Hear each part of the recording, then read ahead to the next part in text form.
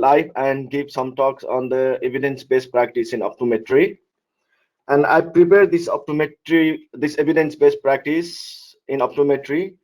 I think this should be an integral part of our practice, how we work, how we uh, manage the patients, how we deal with the diagnostic dilemmas. If we use the evidence-based approach, I think we can give or render a very good service or quality service to the people who need the care. So, like as being optometrists, we are the heart of the eye and vision care. The profession, the profession itself is a noble and rewarding,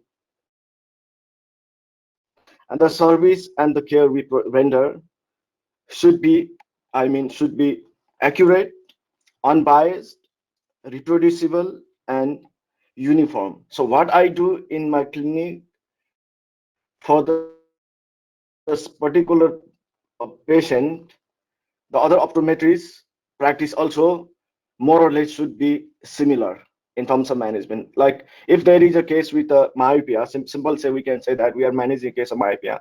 I manage in one way and the other optometrists manage in other way. If there is a conflict in the management, I think that may not reflect the good practice in the optometry. So that means there is no standard set for the optometry practice.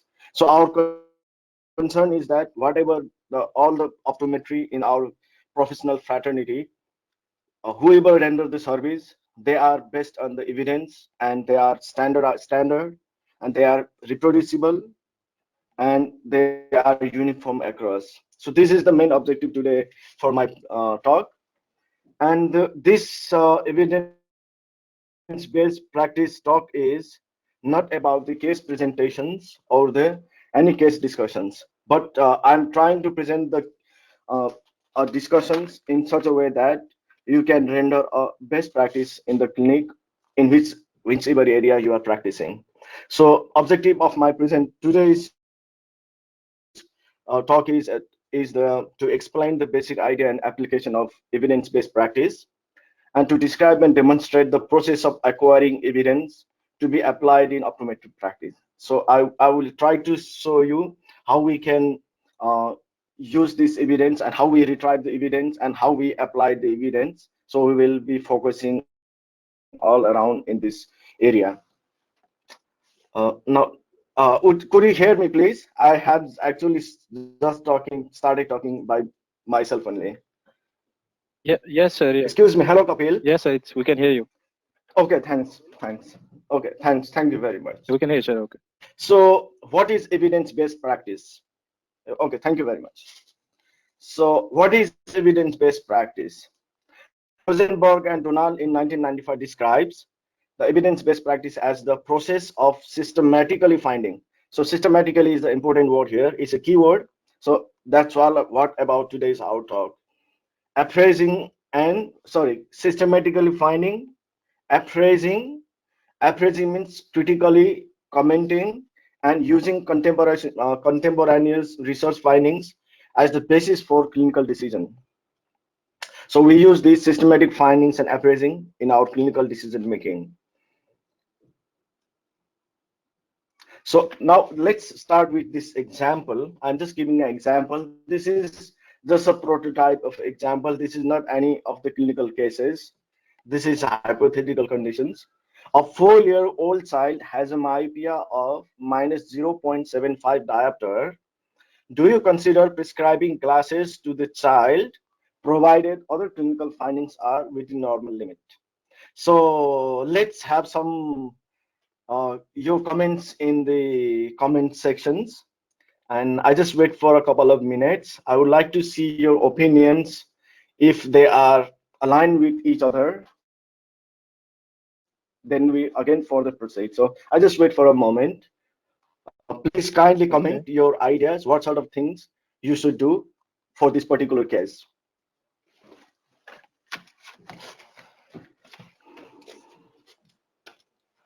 Participants are requested to comment about the ideas regarding the case which sir has presented.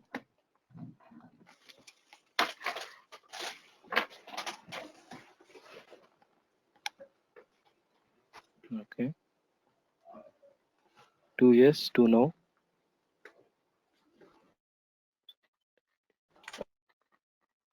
Okay.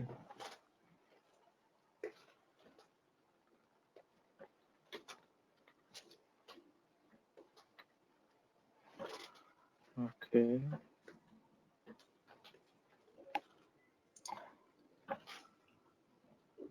Yeah, you can give answer in yes or no only. That's it.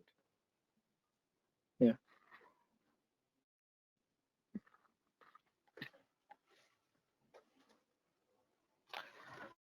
Binesh, would you please read the answer for me if Yeah. somebody has given a comment Yeah. Yes, sir, from sure. yes and no? Uh, there's a maximum. Amit Kumar Singh says yes. Remember says yes. Avindra Gupta says yes. Neeraj Dev Joshi says no. Asmita Madan says no. And Hiranath Dal says no, sir. Visual acuity would be 6 by 9 parts. This visual demand would be sufficient for him or her. Asma Dhakal says yes. Amit Kumar Singh says yes because it is significant refractive error. Okay. Niranjan Niranjan Okay, says why thanks. the patient I is could also here see in the now. clinic. Yeah, Okay. thanks. Okay, sir. Sure. Sure. Yeah, okay, thanks. So most often we found we even in these simple cases we found contradicting answers. So my question, next Yes. question is that what is the source of this your appraisal regarding these questions? Is your experience? Is any you read any of the article that suggests what should be done? So this is the my next questions. So not I'm not expecting answer. This is just for and curiosity. I'm asking you. So I just move to this question. I'm not giving a exact answer for these questions, but I'm trying to stimulate you how we try to find answer to this similar kind of clinical questions we encounter in our day-to-day practice. So for these questions, there are 5 questions I've found the report listed over here. Like, is the refractive error within the normal range of the child's age? Will this particular child's refractive error emmetropize? Will this level of refractive error disrupt normal visual development or functional vision? Will prescribing spectacles improve visual functions of the functional vision? Will prescribing glasses interfere with the normal process of emmetropizations? So I've taken this source from the journal from the clinical and experimental optometry. So there are 5 questions I just put over here. So give an answer to these questions. Now, when we appraise based on these questions, now sorry, just a minute. So yeah, okay. When I did the search, I used the PMC in PubMed. I use NCBI PubMed, and in PubMed you can see PMC under the yellow box. So there you can select what sort of search you criteria you want to set. I just put PMC. I put myopia as a condition, treat children as a patient, and the prescribing glasses as an intervention. So 3 entities I put, and then I command the search. When I give command the search and I use the certain filters like 10 years and other, then I could found 47 articles. Actually, without filter, I could found 178 items, which is seen in this yellow box. If you can see the mouse I'm moving, actually it retrieved 178 items. So it is actually for a person to read individual paper is not practically possible, and we want to take the best evidence to give the treatment. So in that case, then I use a filter for the recent papers, 10 years. Then I came to the 47 articles. When I review the 47 articles, not all full reading, I just look at the keywords, which matches closely. Out of this, I could find only few papers. So that means it saves our time and we can review those papers. Now, again, reviewing paper doesn't mean that we read whole of the articles. Only we extract the we only look at the informations which we need. So in that case, this is one article. How do we consider? In one paper it is said that if the refractive error is outside the 95% range of the refraction for the given age, according to any current available data, it should be prescribed. That is the systematic approach. And I have further highlighted this for the 4 years to the early school years. Myopia -1 diopter or lower amounts. If it improves visual acuity and the child appreciates it, that is correct for the function, can give full correction at this stage. So we need to focus what is mean can give. It doesn't say that must give. Can be given or can give. So this also emphasize that what should be the approach. So there is no 100% right or wrong, something like that. And what is said that correction of -0.7 diopter or less even improves visual acuity. And also clinical opinion suggests that correcting less than 1 diopter to 1.5 diopter in preschoolers and less than approximately less than -0.50 diopter to -2 diopter in school children um, can be corrected. So for this source, I took the Journal Clinical Experimental Optometry. It is a peer-reviewed paper. So because I'm talking about evidence, so I'm talking about the peer review here. Type of articles. This is a review article. So then again, we will come. What is that review means? We will come later, and we look at date of publication. It is recent or old, just to indicate that. And for this comment, what are the sources that the author had derived for this source? So the authors derived the source from the books and book chapters they have listed here, the journal and the clinical guidelines. So they use all the information, gather all these information and put this guideline into this so that it can be appraised properly. So this is the just background I'm giving. Now we will go into detail about that. One more example I'm putting over here. So that is part-time patching for amblyopia is as effective as full-time patching. So in this case also I did PMC search in NCBI. I put part-time patching. I will tell you the meaning of this capital A and D later on also. Full-time patching, A and D, amblyopia. When I hit this command, it resulted in 11 items in the list. Normally, when we do the Google search, you might find thousands of articles, hundreds of articles. You just get overwhelmed and lost into finding which is the proper article. So it's about the practice that how we save time and we keep the clinical judgment quickly. So this is I found 11 items and just I look at the title where these three items found. I only could found two papers. In 11 items, only two papers I found. I just I'm again just to make the distinctions. So there are two articles you can see here. I've got over here. The first thing is you can see full-time occlusion versus part-time occlusion in treatment of monoclonal amblyopia. There are two journals I have taken from part-time versus full-time occlusion therapy for treatment of amblyopia. So the the keywords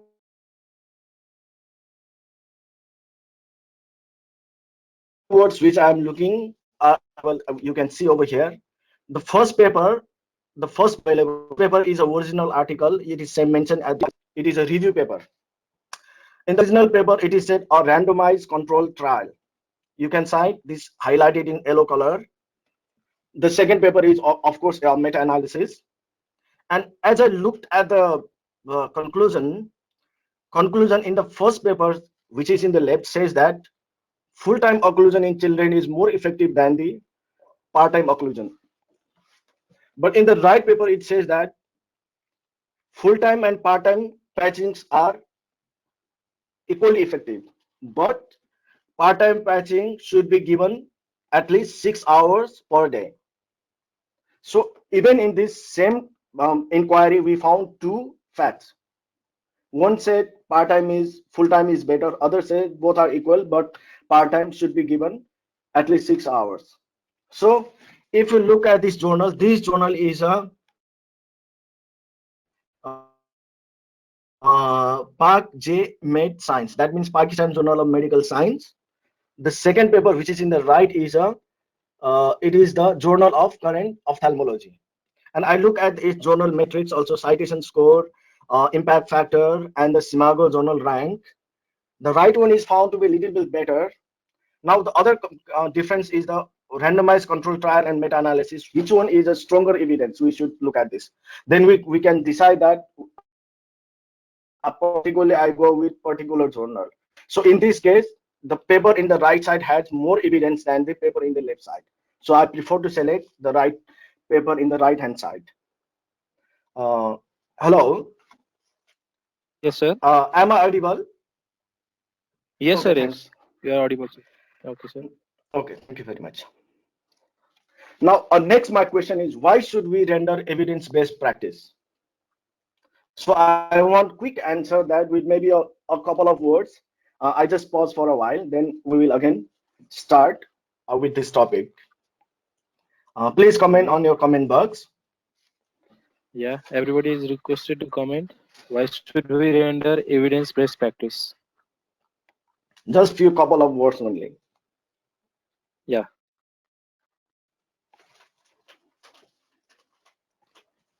in a few words.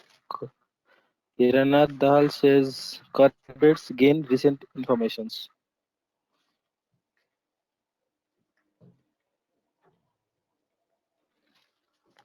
Yeah, that's Better right. Gain recent reliability. information. That is the yeah, reliability of the care we provide. That's definitely true. And the current update, as a Yes. practitioner, we should always update our current state of knowledge. That is also true. Yeah. Till now, two answers has come. Any other participants? If you have any answers, please write in the comment box. There is nothing wrong about that. So whatever answer, that should be right. Yeah. Okay. Mr. Niranjan says because the That is knowledge and also skills right. is Yeah, continuous and no single test is concrete for always. Mr. Niraj Dev Joshi that says is so right. that So we we can need, get yeah. common management of Just a minute. practice. I will comment on, yeah.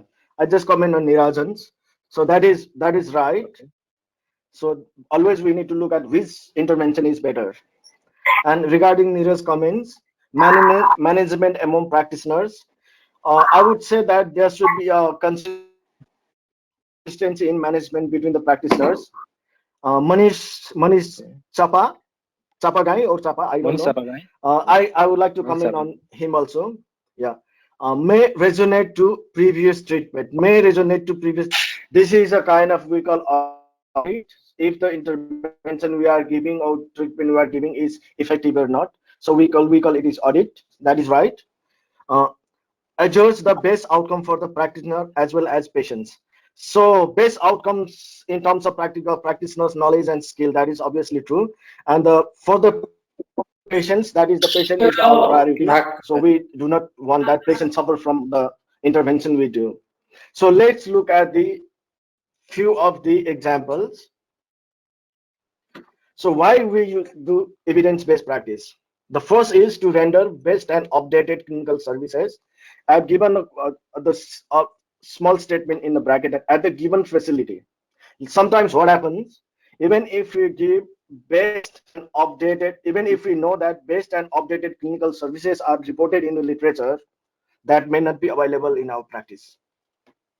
So at the given circumstances, what is the best thing available in our practice? We need to work on that.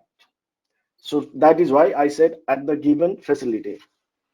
And the other reason is it develops a scientific culture in patient care.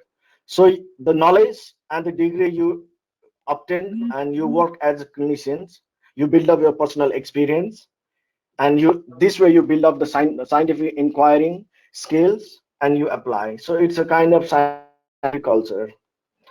Managing knowledge. In this case, we need to always upgrade and organize current level of knowledge and systematic, uh, I just intelligible and appropriate way. So this is the for the managing knowledge. A system for change. In this case, we analyze and audit the quality and acceptability of the care. System for change means not that you from optometry now you move to the engineering. So I mean here You analyze and audit the quality and acceptability of the care. So we look at the care, and if we feel that this care is not appropriate, we update, and accordingly we again manage. The another reason is efficient and effective decision care. In this case, it should be guided by the well-informed decision. When informed means it's a scientific, scientific knowledge, and reduces the variation in optometric care. So we want that the optometric practice is standardized and improve confidence in decision making. So that also build us the improve the confidence in our practice. And cost benefit, which is mostly the important part of the optometry practice. I think it's a practice all over, because the cost and benefit is always there, should be there. So this performs only, but that means here I put that perform only pertinent investigation guided by the clinical questions. Like you said, that clinical questions, the patient complained with the symptom of dry eye. So would you like to give all the investigations to come to the conclusion of the diagnosis? No. We normally look at which of the investigations are key investigations that helps us give the diagnosis. So that saves time, saves the resources, and saves the cost. So that means that gives the better practice. Patient satisfaction can be seen, so you can get the incentive for your cost in relation to the, you get the benefit, in relation to the cost. So that means that also help standardize the cost of service incentives. You can standardize that what should be your chair time, so based on that investigation and expenses. Incentives to perform, again, the best practice wins the heart of the patients. So that means patient satisfaction is directly or indirectly related to the growing your practice. So evidence base is important in that sense also. Experience in better patient care and satisfactions, because you have evidence based means you have a definitive guidelines for your treatment and up to date current practice. So beyond that, there are organization level also. So I just highlighted some that changing public expectations, and I put one in bracket individual as professional accountability. So professional accountability, individual level also applied, but in the organization level also applied. And this practice actually, if there is a legal dilemmas, also sometimes there is a case in court or something like for the professional. In that case also we can withstand with the evidence that we are right and appropriate. So that also saves our that legal project from the legal prosecutions. I will not go detail about this, like political consensus. They are the international consensus, technological advances. So these are not going in detail. I'm just putting over here just to let you know that if somebody has a plan for the organized level, how this can be incorporated, this can be talked later. Now I'm going to the process of evidence-based practice. I think in the couple of days ago, you have you become accustomed with the 6A in the management of corneal ulcer. Now today we talk about 5A, but not in the disease. We are in the process of evidence-based practice. So these 5A's are: we start with ask to formulate answerable clinical questions. Second is acquire the information, search for the best evidence. Third is appraise, critically assess the evidence. Fourth is apply the appraised evidence to the patient and practice.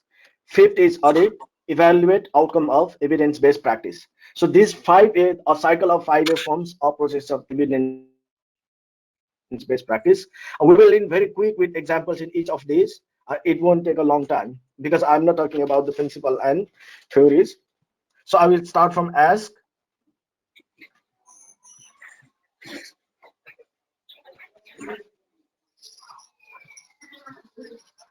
Ask.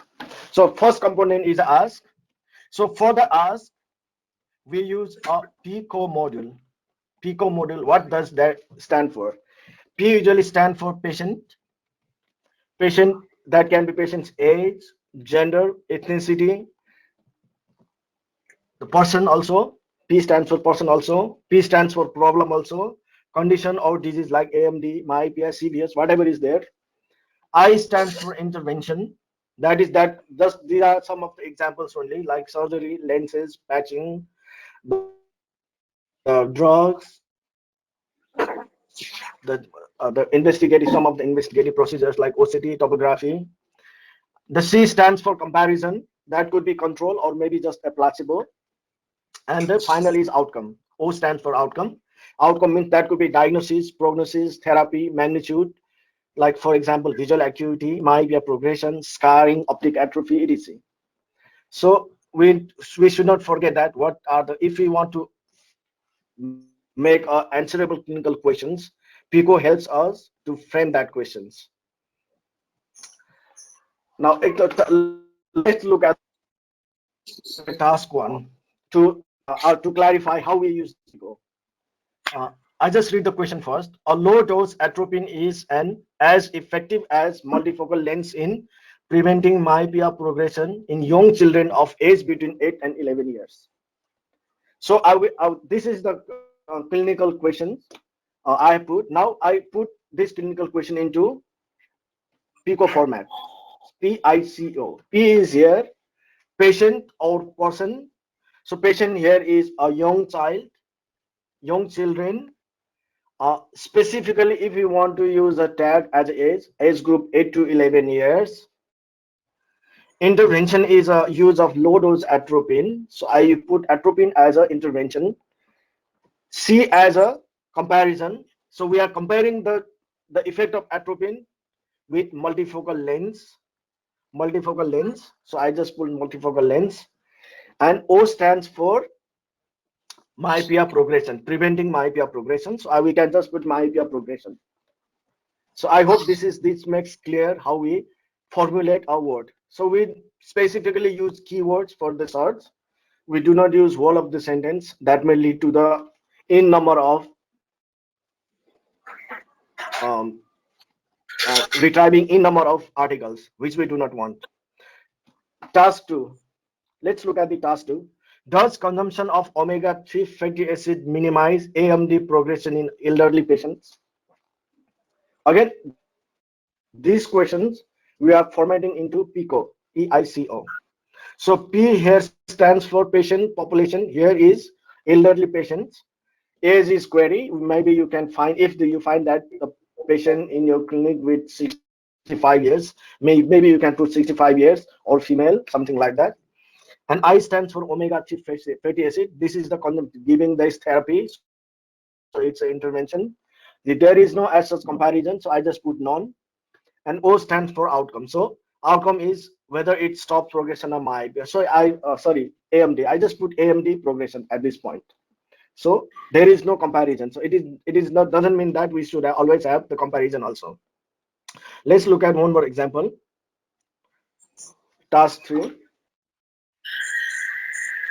Is the OCT better than HRT in analysis of retinal nerve fiber layer thickness assessment in eye myopia for the diagnosis of glaucoma in old age?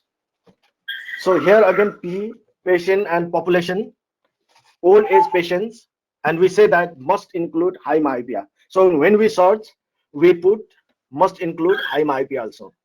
Then intervention is OCT, comparison is HRT, and outcome is if diagnosis of glaucoma. So diagnosis of glaucoma. So this way we frame our keywords, we derive the keywords from clinical questions, then we put into search. So let's go to the second part, acquire. So A2 is acquire. Now we have formulated a question, a clinical questions from the clinical problem. We found the keywords in this case. Now we acquired this. Normally we use acquire to identify sources and collect relevant information. And this can be, we can find this information from in number of sources, like the peer review literatures. We can search the peer review literatures. We can look at the research evidence. We can review with the experience of the seniors, also colleagues, also in that case. Only thing is, what is the usefulness of that evidence, relevance of that evidence, and reliability of that evidence we should be we should be there.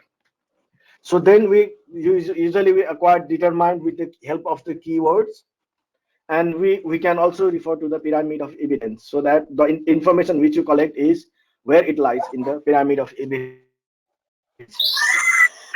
I'm showing the pyramid of evidence. So sorry, so database and sources, these are just of the example I'm putting here. I'm not recommending searching each and individual. I just for the reference. Like electronic databases, you can use Medline, PubMed, Google Scholar. There's so many databases. Journals, you can use journals, peer review journals, textbooks, systematic reviews. For systematic reviews, Cochrane library is used. Pre-appraisal information we use. Pre-appraisal information is the critical analysis of the research report. It's a summary of the critical analysis of the research report. So that can be found in different like InfoRetriever, Dynamate.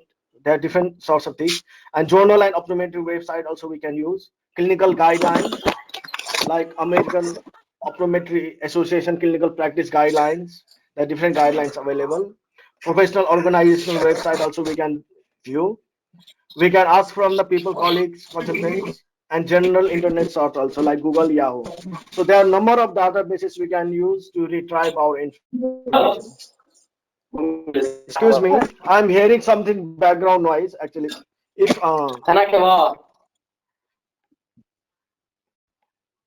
yeah, I think the mic is not muted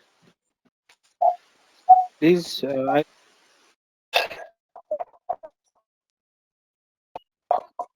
because I'm hearing a lot of background noise. is it fine now, sir? कैसा check your internet.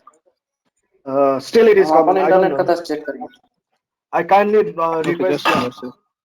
I kindly request everybody to just mute Cheers. the mic.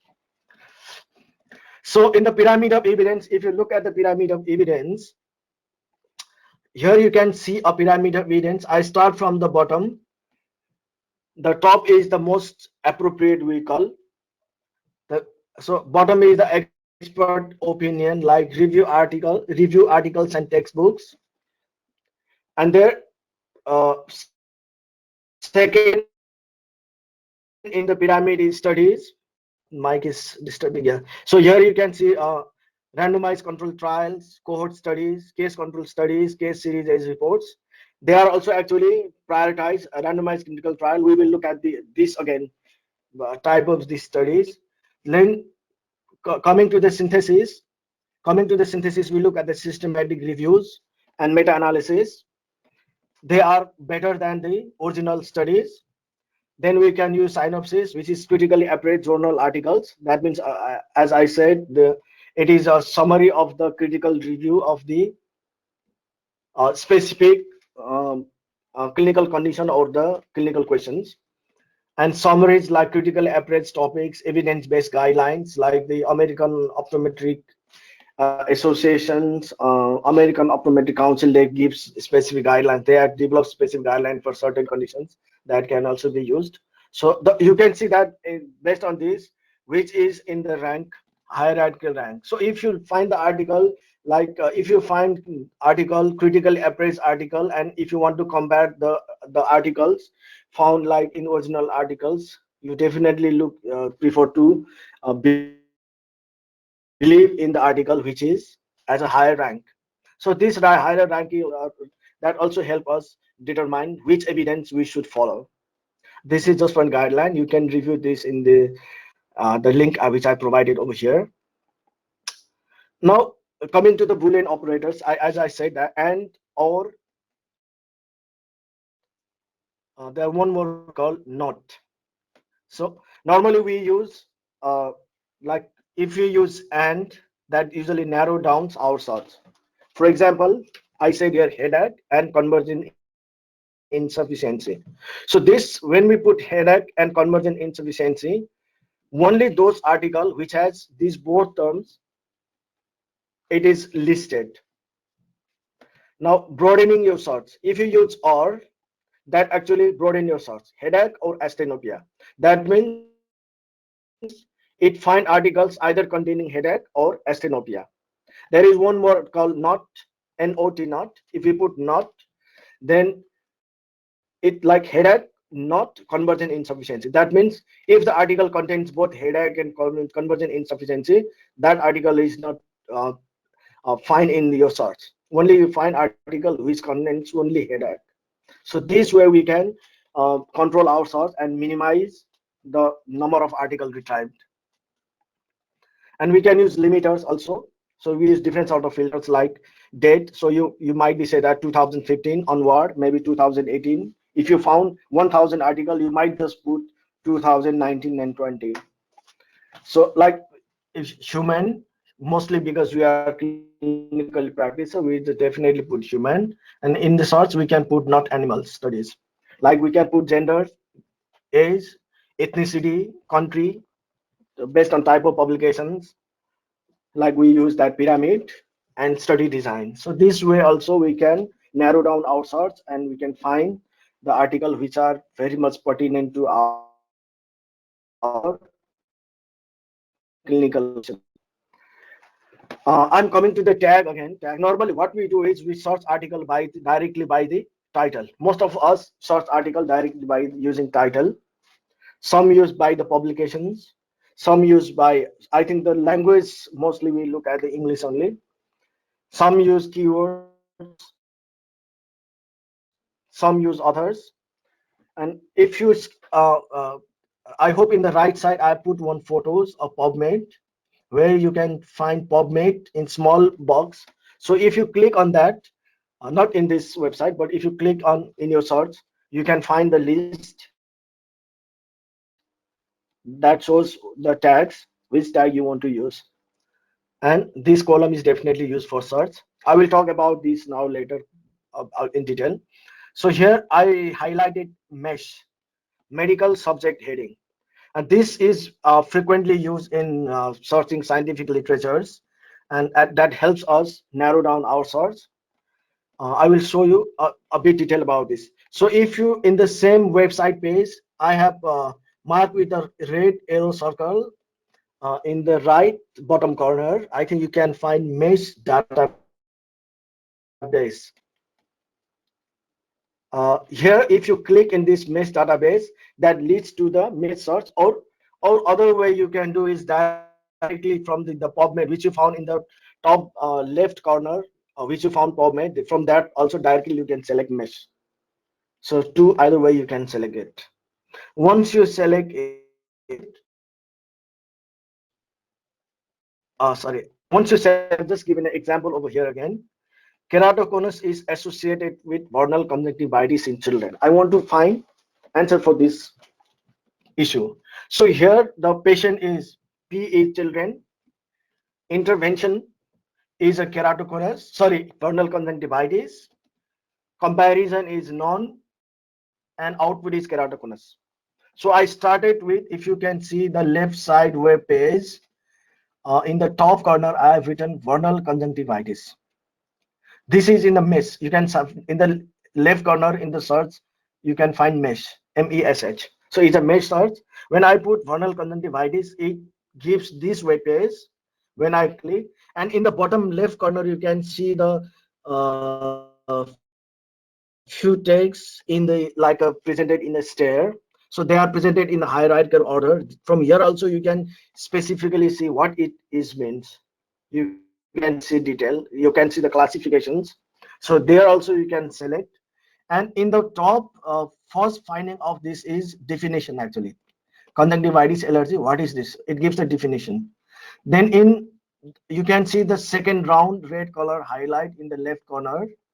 Here I checked as a complications. So complication of vernal conjunctivitis. So I check complication, then I put add to the mesh builder. This is the right top corner, which I've shown with the arrow also. So if you click add to the mesh builder, and it automatically the vernal conjunctivitis, including this complication, goes into this small box, which is at the right top corner. Then what I did, again I put keratoconus as a second keyword. Then once I put, I repeat the same thing, and I put, and finally again I put children. So you can see now this in the right top corner. Then when I click it, now in this time it shows up with different list of the list of the findings. So not like the in the left. So that means there are not many papers in that. So here I directly select a child, not adult children. I just click child, and again I put add to the mesh work. So that gives, now in the right top corner, you can see under the red circle what are the keywords I use for the search, and I use these all are end. Now then after that I feel that now I can proceed with the search. Then I'll just click search PubMed. Then it gives very few number of articles containing these keywords, and you can find out. Once you found the article, then you just need to appraise that what is the hierarchical order of this article, what is the relevance. We come later about that person. So I hope you can use this search criteria to narrow down your search, not being finding overwhelmingly thousands of papers. Now this search can be again do we can do this with one more ways. I'm just showing here again in next slide. Now it's called advanced search. In the same PubMed, you can find, if you look at the left side, I've checked with the red box advanced. So if you click advanced, it gives you the page like in which is I put here in the right side. So this is a little bit more convenient for search. So here you can see many box in the vertical column, and as you can see the keywords again, conjunctivitis and keratoconus and children. I just put conjunctivitis here because when I put vernal conjunctivitis, it gives non-zero result. So I just put at the moment conjunctivitis. Then I put conjunctivitis, keratoconus, children. Then if you see the left corner, all sorts are just incorporated with and that means these three terms should be present in all of the sorts. So you can change and to or not. You can expand these boxes if you want to include more like 14 years old children. Between, maybe you can specify by age or maybe gender, you can add this. So this way we can do the we can acquire the informations. I hope this up to this point is clear how we are going to do this. uh, would you hear me please? I just want to confirm that if Yes, sir. Yes, sir. You are audible, okay, thank you. and I hope everybody Okay, listening thank to you. you. Okay, thank you very much. Now, additional resources for Pico-based search. There are two more uh, sites I put over here. One in the left is present in Medline PubMed, which has given the Pico format. The link to that is also given here. In the right, in the trip, if you look at the checker box, it is, you can see small letter Pico. So if you click here, that gives you the format of Pico. So there also you can put keywords and do the search. So there are few more other search available. Some university search, maybe they are paid or unpaid. Mostly they are paid, so we cannot access, but these are freely available tools we can use.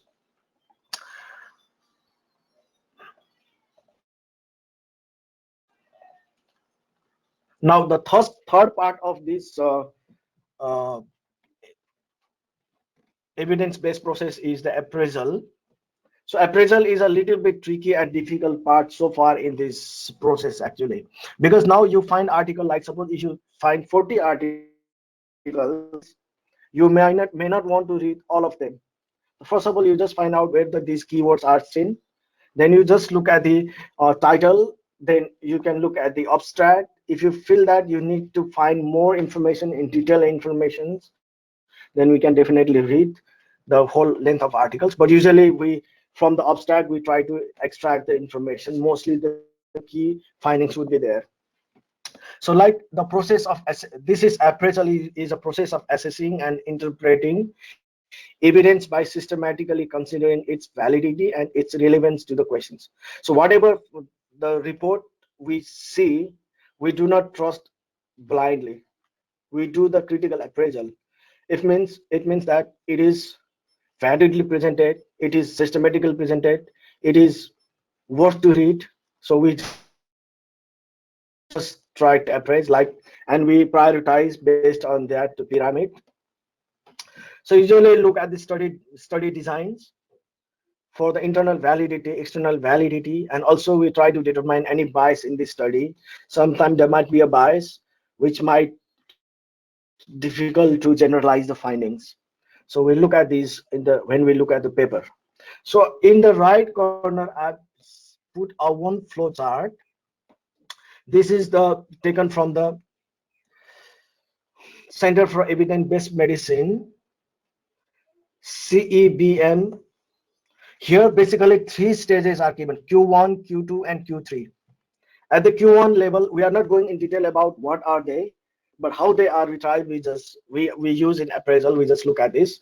The first level, we look at this, whether if it is a simple descriptive population or the quality of the relationship between factors are described. If it is simply the descriptive study, in this case, we do not need to use PICO because we cannot use PICO. We just use PO, patient population and outcome. So like prevalence of refractive error in children. Suppose we can say prevalence of refractive error in children. Here in the patient or population is children, intervention, you can say refractive error, but outcome also would be refractive error. So this is just BPO.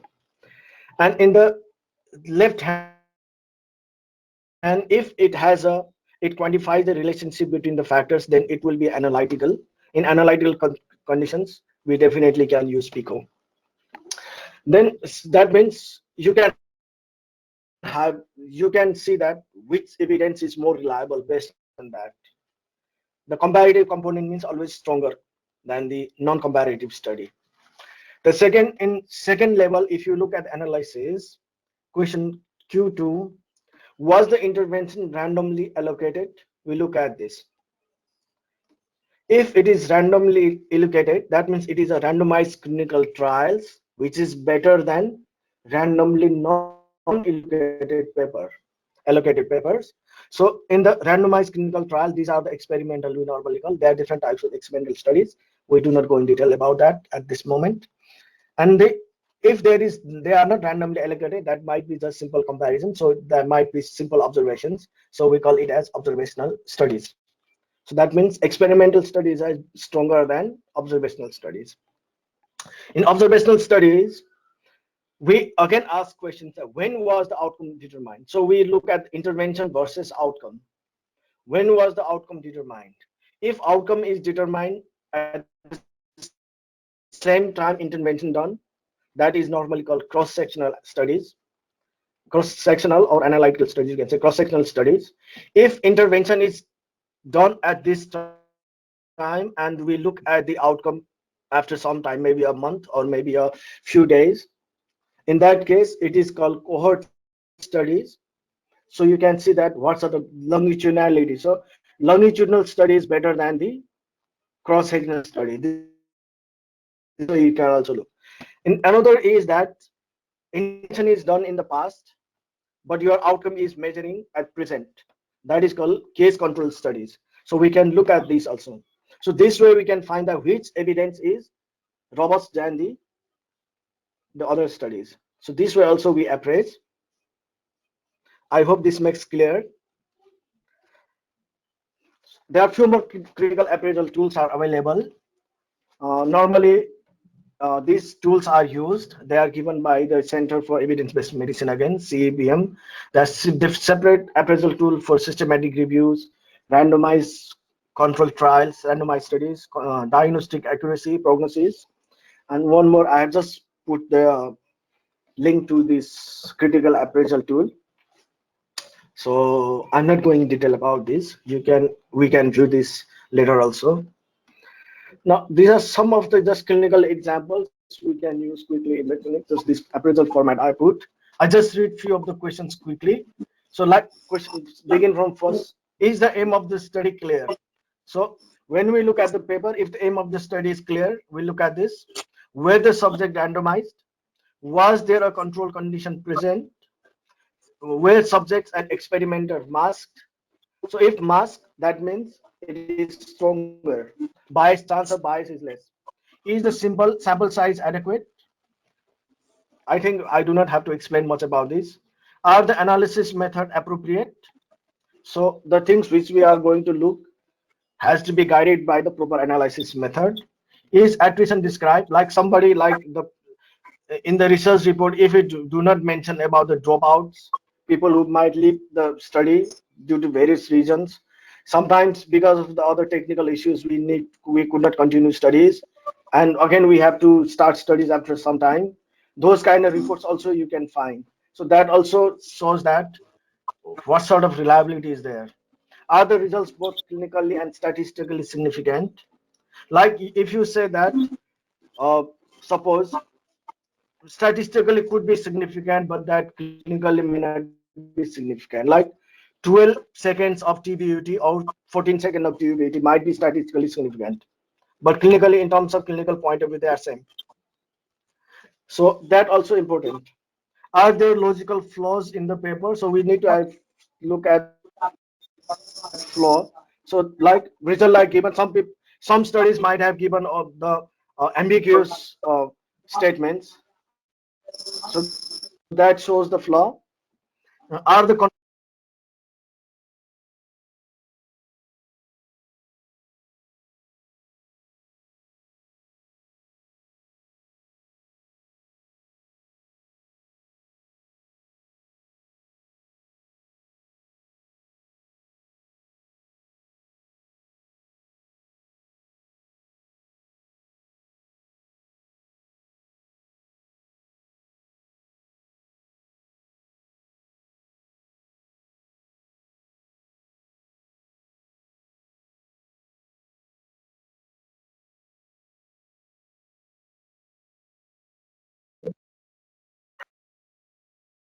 explained clearly?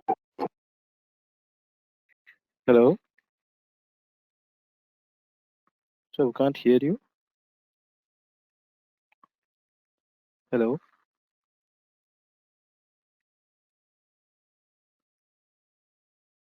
Gaurish, sir, I guess your microphone was muted. Can you please unmute yourself?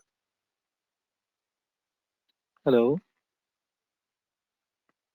sir.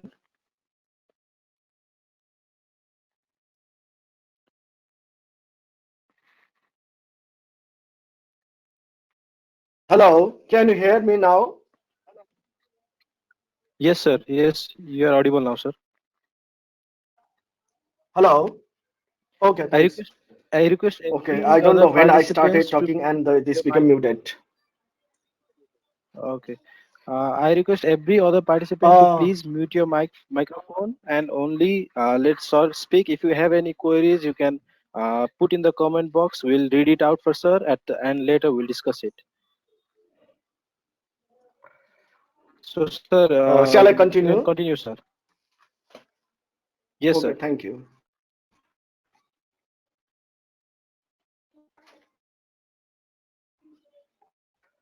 So now the next part, the fourth part is the apply.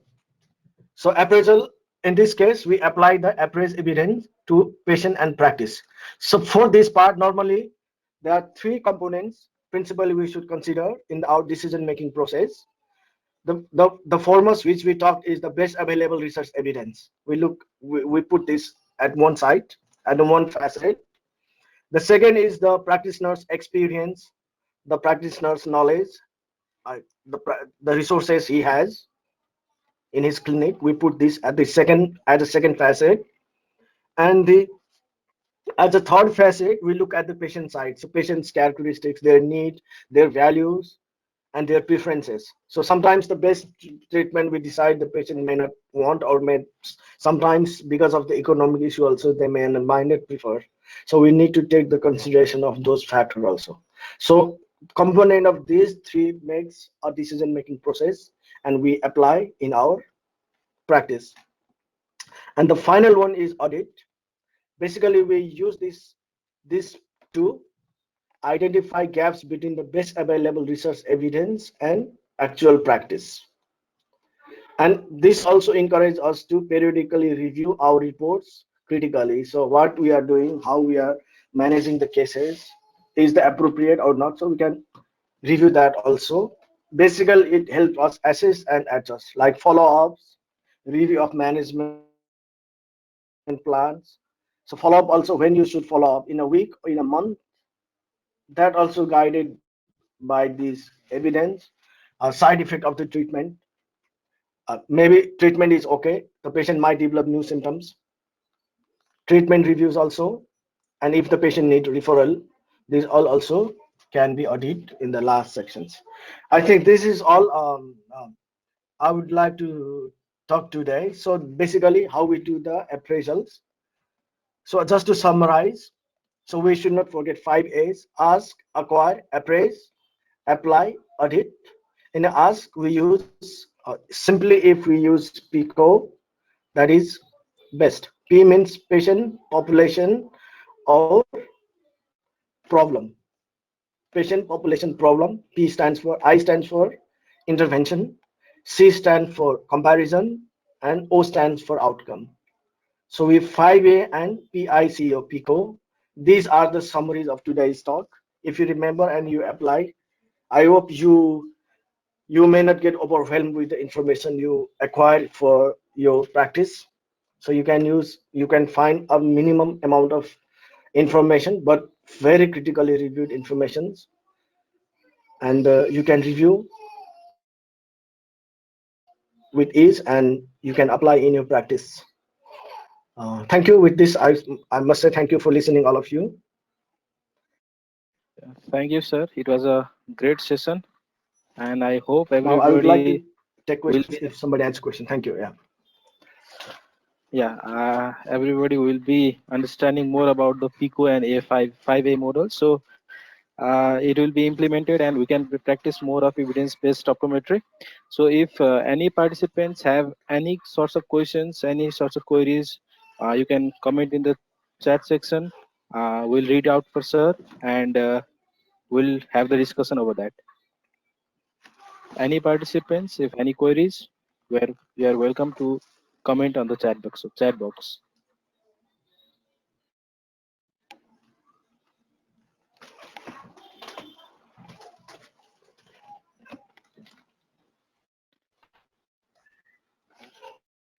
So we have a question from Mr. Neeraj Dev Joshi. He says, "What is PMC search?" Sir, can you hear? So Hello. this is a kind of database we use for the searching PMC search. Okay. This is a kind of database we use. So I think it's what is the full form of PM better than that how we use it is most of the in this database you can find in number of articles. This is quite popular database we use for acquiring informations. So we can use this.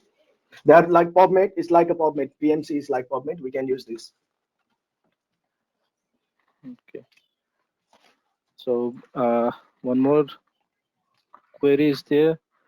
Nice talk, sir. Can you repeat in flowchart of Can you please appraisal repeat the once? flowchart of appraisal one? Okay, I will repeat this. I think that time the sound was must be muted. Okay. I think this one. Is this one the flowchart Mm, for the yeah. appraisal? Okay, that's right. So here, Center for Evidence-Based Medicine has given this flowchart. We can review this from this going to this link also. So basically, this talks about different stages of appraisal, and based on that, we look at the set of the evidence. So the first stage is the question is whether the study, what is the aim of the studies? We can simply say that. What is the aim of the study? Whether it is simply describe the population or quantify the relationship between the factors. If just it simply defines the population, that is called descriptive study. In this case, we cannot apply PICO, we just apply PO. And I have given example of the prevalence of refractive error in maybe we can say school going children. So in this case, patient population is children, school going children. Intervention and the comparison is not there. Intervention, if you put intervention, it would be refractive error, or outcome also would be refractive error. So this is just a patient and outcome only, children and refractive error. So this is just describe the refractive error. The second part is if it contains quantifies the relationship between the factors, then it is called analytical studies. And in analytical studies, PICO is applicable. Now the second stage, that means you can see that which study is better. So which as a comparison, this is better than descriptive studies. In this is I'm talking in general. There might be few exceptions. And the second level of question is Q2, was the intervention randomly allocated? So we look at the randomness of this allocation. If it is randomly allocated, it is called randomized clinical trial, RCT studies. So they are better than non-randomized studies. And they are called a type of experimental studies. And the other group is, this could be just observational analytics. Then, so if it is observational analytics, then the third question is, when was the outcome determined? Then we have to look at when was the outcome determined.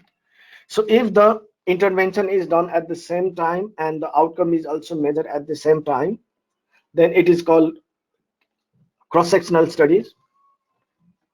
The second is intervention is done at the present time, and outcome is measured after some time, maybe next day, maybe after a week. So it depends upon type of aim of the studies.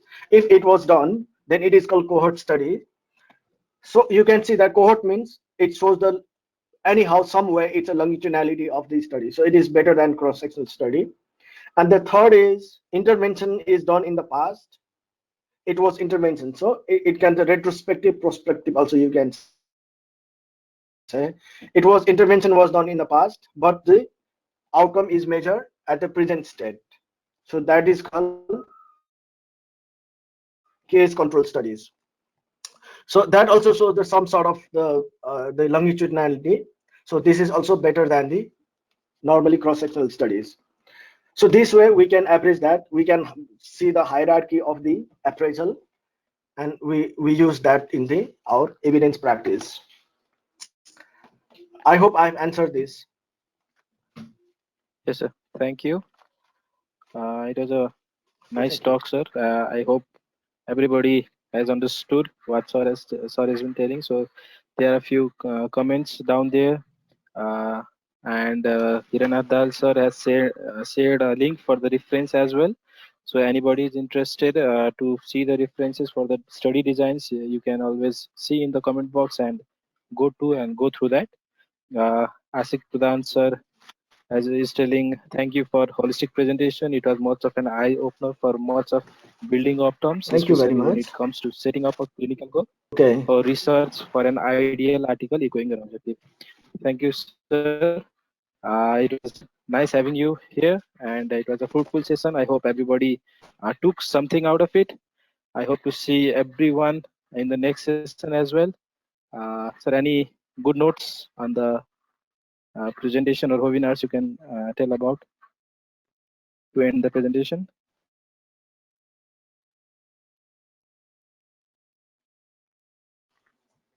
Hello. Hello. Okay. Yes, sir. This is, but there,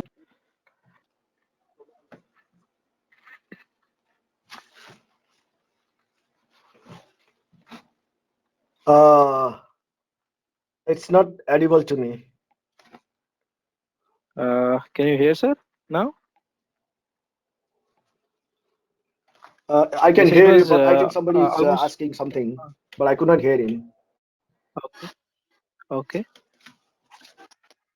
If you have any queries, please comment box, or you can just for a moment you can unmute yourself and ask the question.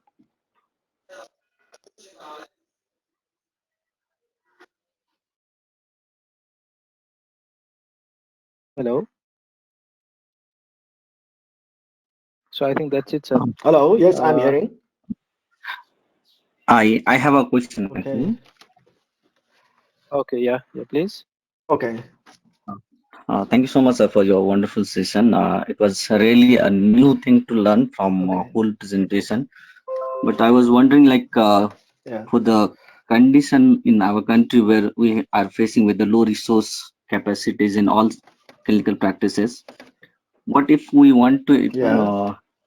implement the evidence-based practice in our hospital setting or private setting? At the same time, if you want to make it as a SOP in the sense of uniform clinical practice, and still we want to utilize evidence-based practice. So how can we do that in case of Nepal?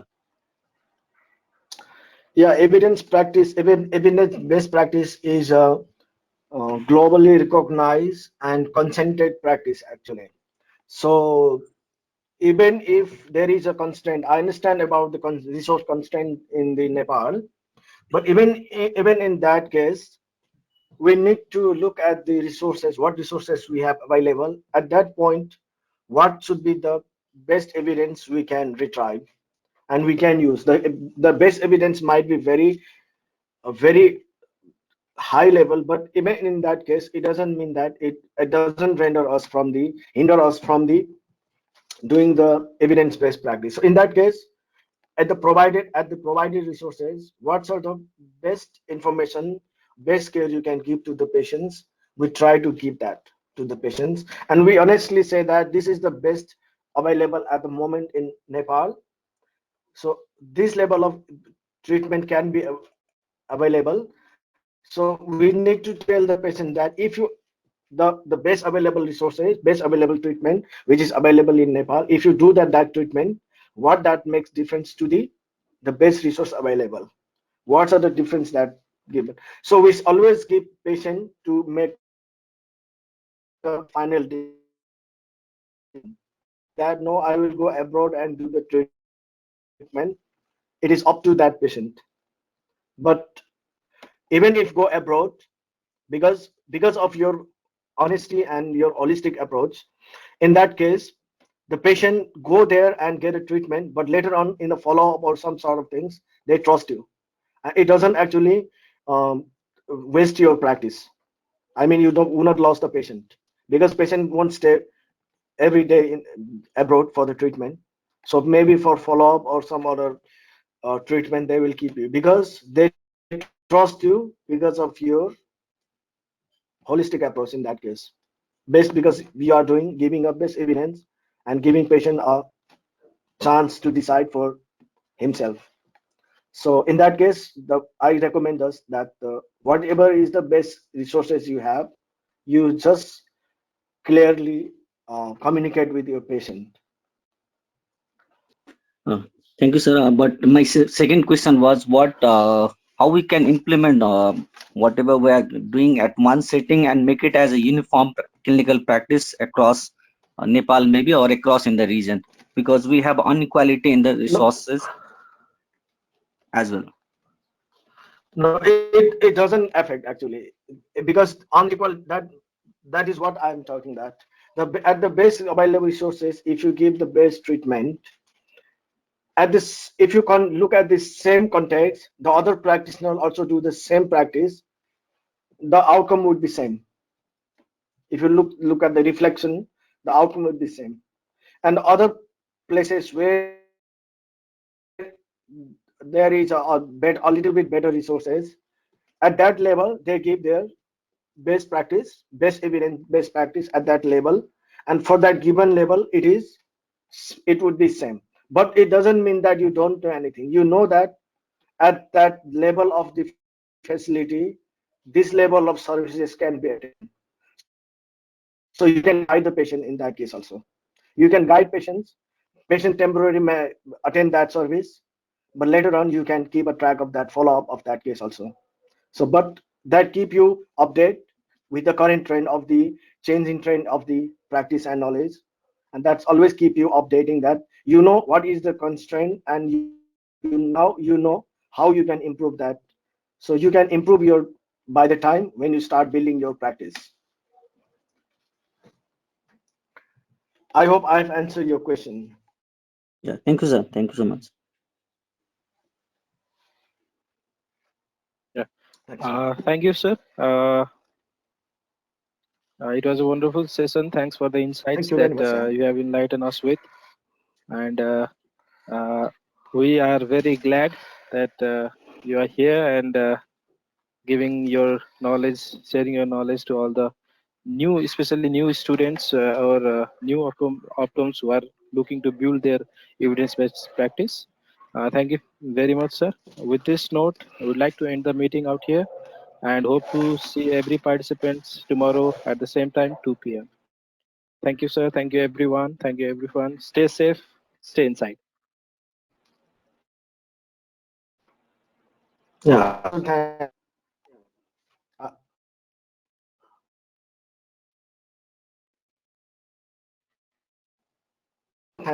and the participants for. I also thank them for giving their time to listen to me. Actually, I would say inviting me to me. So I